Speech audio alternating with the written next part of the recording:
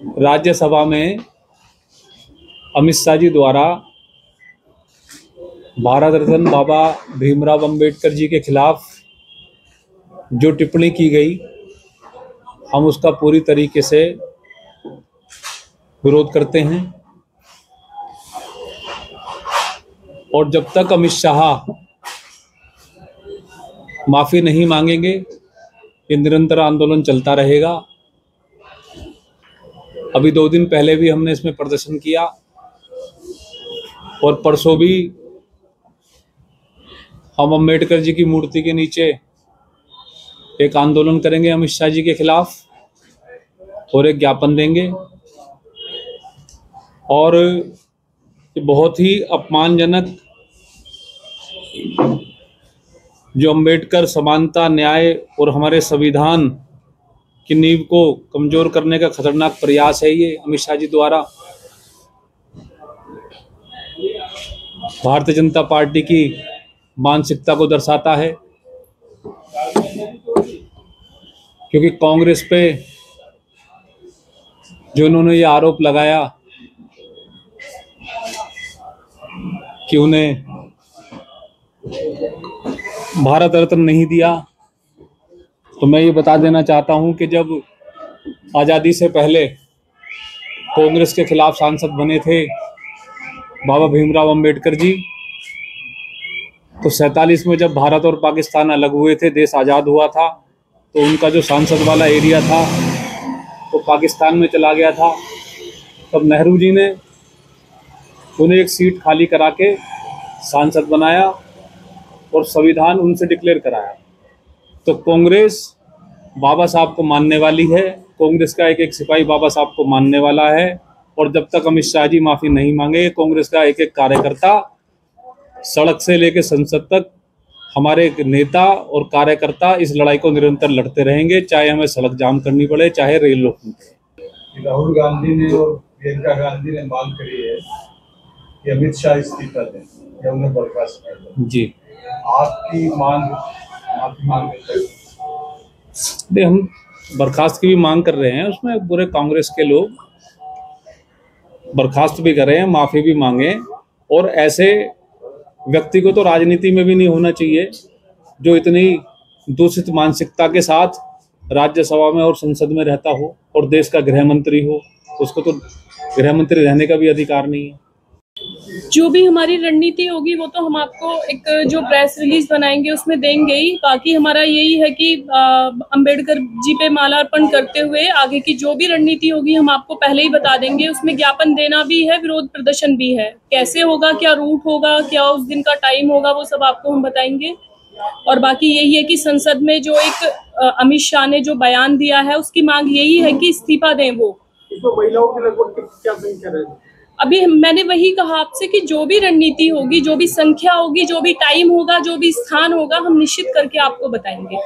हम महानगर अध्यक्ष जी ने उस प्रोग्राम से संबंधित आप सभी सम्मानित बंधुओं को विस्तार से बता दिया है। मेरा तो इसमें सिंपल सा ये कहना है, बुनियादी तौर पर भारतीय जनता पार्टी और आरएसएस न केवल बाबा साहब भीमराव अंबेडकर के विरोधी हैं, उनके विचारों के विरोधी हैं, बल्कि दलित विरोधी भी हैं। ये कोई छोटी घटना नहीं है, ये कोई छोटा वक्तव्य नहीं है। ये अहंकार और घमंड से भरा हुआ वक्तव्य है। देश के गृह मंत्री के पद को सुशोभित करने वाला व्यक्ति अमित शाह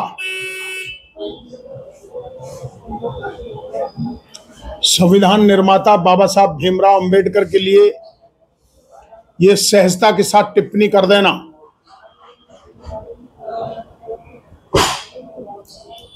क्या आजकल एक फैशन हो गया है अंबेडकर अंबेडकर अंबेडकर अंबेडकर अंबेडकर। अगर इतनी बार भगवान का नाम लेते तो अगले 7 जन्म सुरक्षित हो जाते। अमित शाह भूल गए। भारत के सर्वोच्च न्यायालय ने जब तड़ी पार किया उनको, तो बाबा साहब भीमराव अंबेडकर के संविधान की उन्हीं परिधि के अंदर उनको न्याय मिला और उस तड़ीपार का तगमा भी बाबा साहब भीमराव अंबेडकर के संविधान के मुताबिक उनका पीछा छोड़ पाया। उसी संविधान के मुताबिक अमित शाह इस देश के गृह मंत्री बन पाए। बाबा साहब भीमराव अंबेडकर द्वारा दिए गए संविधान के द्वारा ही उनके आका प्रधानमंत्री माननीय नरेंद्र मोदी जी प्रधानमंत्री बन पाए। बहुत अफसोस और चिंता का विषय है, जिस गरिमामय पद को, भारत के गृह मंत्री के पद को सरदार वल्लभ भाई पटेल जैसे क्रांतिकारी, महावीर, स्वतंत्रता सेनानी, स्वतंत्रता आंदोलन के एक प्रमुख स्तंभ ने प्रथम बार सुशोभित किया, सजाया, संवारा और पहले आदेश में गृह मंत्री बनने के कुछ मिनटों के बाद उन्होंने आरएसएस पर प्रतिबंध लगाया। उसी आरएसएस की शाखाओं के निकले हुए प्रधानमंत्री और गृह मंत्री देश को संविधान के अनुरूप, देश को संविधान देने वाले बाबा साहब भीमराव अंबेडकर के खिलाफ इतनी बड़ी टिप्पणी करते हैं।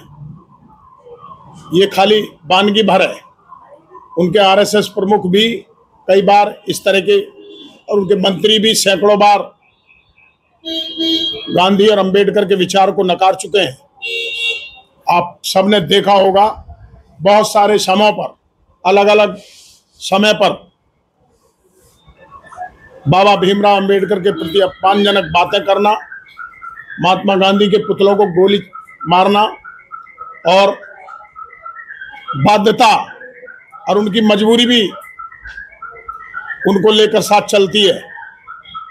देश में और देश के बाहर बाबा साहब के संविधान की ताकत और गांधी के विचारों की ताकत है कि वो गाली भी देते हैं, वो अपशब्द भी बोलते हैं, वो पुतलों में गोली भी मारते हैं, वो जूते की माला भी पहनाते हैं, लेकिन उन्हीं महात्मा गांधी और उन्हीं बाबा साहब भीमराव अंबेडकर को उन्हें नतमस्तक भी होना पड़ता है। ये गांधी और अंबेडकर के विचारों की प्रासंगिकता है जो उन्हें मजबूर करती है। कांग्रेस पार्टी और हमारे नेता आदरणीय राहुल गांधी जी, हम सब की नेता श्रीमती प्रियंका गांधी जी, कांग्रेस के राष्ट्रीय अध्यक्ष आदरणीय मल्लिकार्जुन खड़गे जी, हमारे नेताओं का स्पष्ट संदेश और स्पष्ट मत है, जब तक देश के गृह मंत्री माफी नहीं मांगेंगे, कांग्रेस बहुत ताकत के साथ बाबा साहब के सम्मान में इस आंदोलन को ताकत के साथ चलाएगी। आपने देखा संसद के अंदर भी किस तरह की नाटकबाजी, किस तरह का प्रपंच भारतीय जनता पार्टी के पुरुष सांसदों ने, जब हमारी जाबाज महिला नेत्री आदरणीय श्रीमती प्रियंका गांधी जी महिला सांसदों के साथ प्रदर्शन कर रही थी, किस तरह से बीजेपी के पुरुष सांसदों ने हद दर्जे की बदतमीजी करने का प्रयास किया और अब एक सारंगी को अस्पताल में लुटा रखा है। दिन में 3 बार उसकी पट्टी हट जाती है और 3 बार, क्योंकि उसे भी पता है लोटे में नमक ना मिला दें बीजेपी वाले, तो वो समय समय पर खुद भी बताते रहते कि मैं तो बिल्कुल ठीक हूँ, पट्टी तो जबरदस्ती लिपटवा रही है।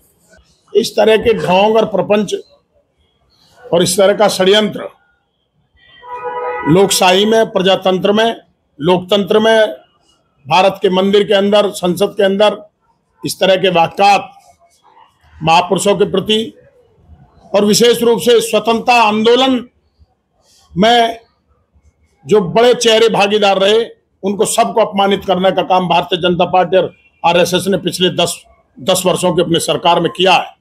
कांग्रेस ने समय समय पर इसका विरोध भी जताया है और कांग्रेस ने मुंहतोड़ जवाब भी दिया है और आगे भी देंगे। ताजा तरीन खबरों के लिए हमें सब्सक्राइब करें और हमारे बेल आइकन को प्रेस करना ना भूलें।